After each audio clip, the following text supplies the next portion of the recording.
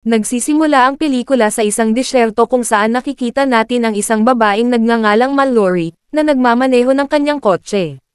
Malapit na siyang ikasal at magaganap na ito sa isang linggo. Kaya lumalabas siya ng lungsod para magayos para sa malaking araw sa bahay ng kanyang kapatid. Parang hindi masyadong masaya ang dalaga sa pag-aasawa dahil hindi siya makapaniwala na ikakasal na siya sa loob ng isang linggo.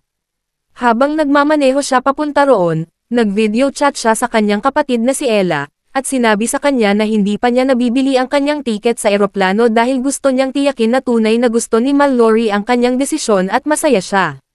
Sumagot si Mallory sa pamamagitan ng pagsasabi sa kanya na masaya siya gamit ang pekeng boses at ibinaba ang tawag. Hindi alam kung ano ang dahilan ng kanyang pagkadama ng ganito.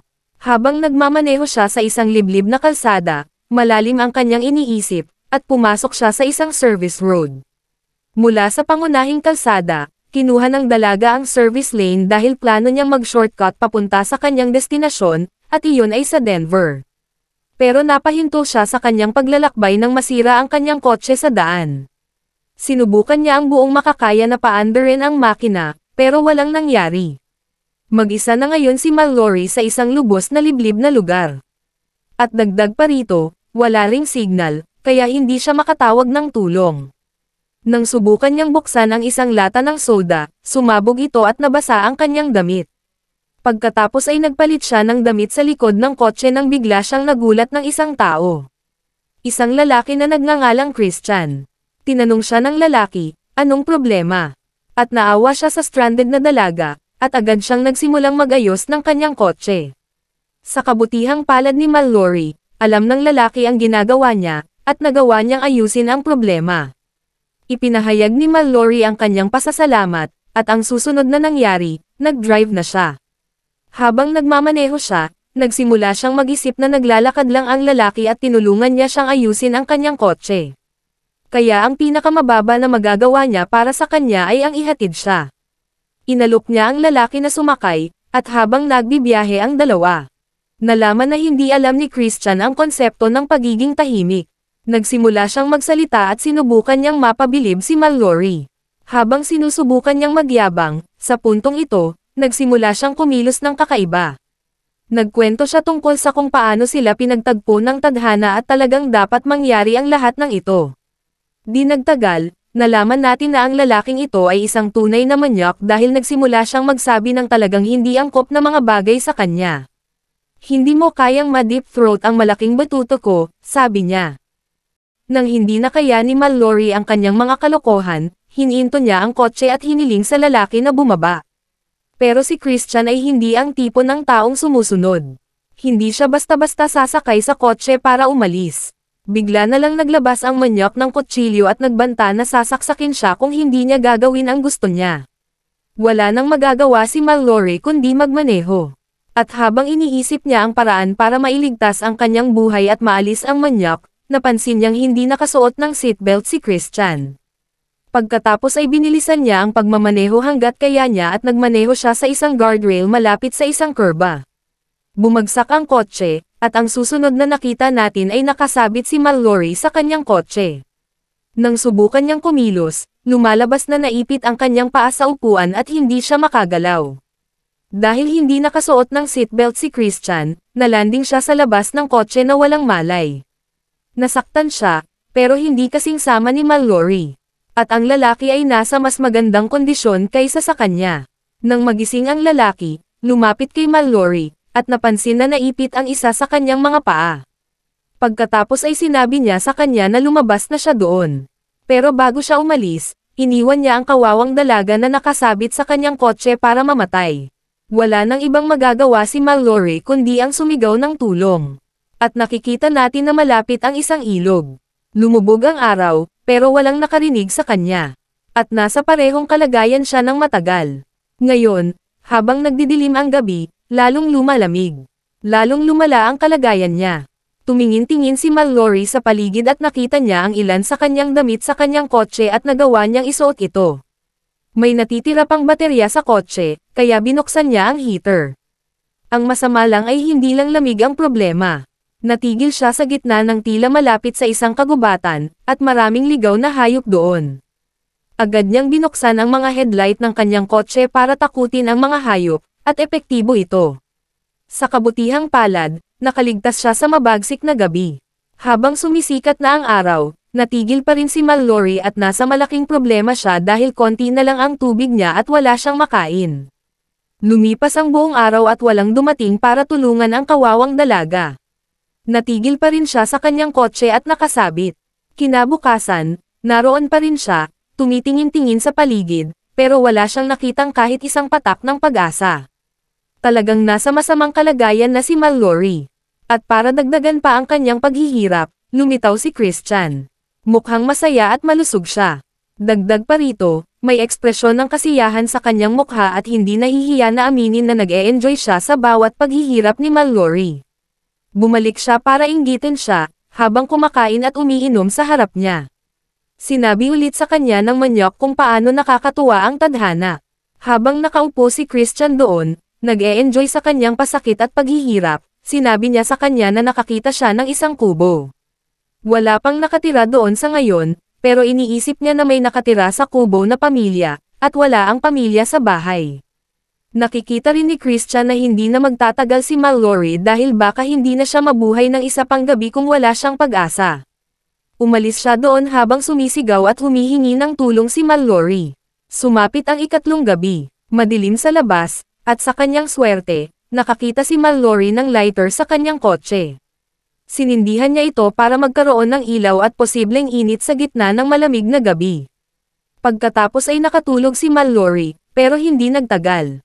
Ginaising siya ng isang pamilya ng mga daga na mukhang nag-e-enjoy sa kanyang katawan. Sukang-suka na si Mallory sa lahat, at naging agresibo siya. Kailangan niya ito sa oras na ito dahil nagsimula siyang pumatay ng daga. Pagkatapos niyang isipin ng mabuti, ang pagbisita ng mga daga ay hindi pala masama para sa kanya, dahil nakakain siya. Kinabukasan, nagising si Mallory nang tumunog ang kanyang telepono. Ito ang pinakamagandang nangyari sa kanya sa kasalukuyang sitwasyon, at ang tanging nasa isip niya ay ang pag-asa. Pero bago pa man siya makatanggap ng tawag, lumitaw na naman si Christian. At sa sandaling makita ni Mallory si Christian, agad niyang itinago ang kanyang telepono. Sinabi ulit ni Christian sa kanya ang tungkol sa kubo at ang pamilyang nakatira sa kubo ay nakabalik na. Pagkatapos ay sinabi niya na nakakulong na ang pamilya sa kanilang sariling kubo, at sinabi niyang hindi na siya kailangang matakot sa kanya at tutulungan na niya siyang makawala. Ang unang ginawa ni Christian ay ang agawin ang kanyang cellphone nang mapansin niyang itinatago niya ito sa kanya. Pagkatapos ay binigyan niya siya ng lagari. Noong una, sinabi ni Mallory na hindi niya magagamit ang lagari para putulin ang pinto. At sinabi ni Christian na tama siya, pero hindi niya inaasahan na gagawin niya iyon, dahil binigyan lang niya siya ng lagari para maputol ang kanyang paa at makawala. Idinagdag niya na ito ang tanging opsyon niya, at kung hindi niya ito gagawin ng mabilis, mamamatay siya doon. Pagkatapos noon, iniwan na naman siyang mag-isa. Nasa kamay na ni Mallory ang lagari, at iniisip niya ang sinabi ni Christian sa kanya, pero nagsisigaw siya sa sobrang inis. Lumubog ang araw, at nagsimula ng makaramdam ng uhaw si Mallory dahil matagal na siyang walang tubig. Parang nakinig ang Diyos sa kanyang pakiusap. Nagsimulang umulan, malakas ang ulan kaya hindi siya mamamatay sa uhaw. Nang buksan niya ang radyo, nalaman niyang baha ang mga kalsada dahil sa malakas na ulan, at lumilipat ang mga tao sa maliliit na kalsada dahil baha ang mga pangunahing kalsada. Di nagtagal, huminto ang isang kotse sa tabi niya, at sa kanyang pagkadismaya, lumalabas na si Christian pala ito. Habang humihinto ang lalaki, gumawa ng plano si Mallory kung saan nilagay niya ang dugo ng patay na daga sa kanyang paa at nagkunwari na patay na siya. Pinapaniwala niya na namatay siya habang sinusubukan niyang putulin ang kanyang paa. Lumapit ng husto si Christian para suriin gamit ang kanyang flashlight. Pero nang makalapit na siya, nagtagumpay si Mallory na saksakin siya, kinuha ang susi ng kanyang kotse, at agad na nilock ang kotse niya. Pagkatapos noon, itinapon niya ang mga susi sa gitna ng gabi nang hindi na niya mahahanap. Ngayon, ang plano niya ay may dumaan na tao at mapapansin nila na huminto ang kotse niya doon. Di nagtagal, may lumapit na kotse at lumalabas na isang patrol car pala ito.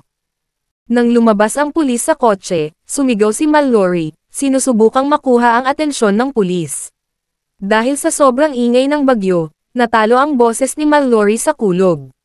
Samantala, patuloy na nagkukunwaring inosente si Christian na nasugatan sa bagyo at humingi sa pulis na ihatid siya sa malapit na kubo.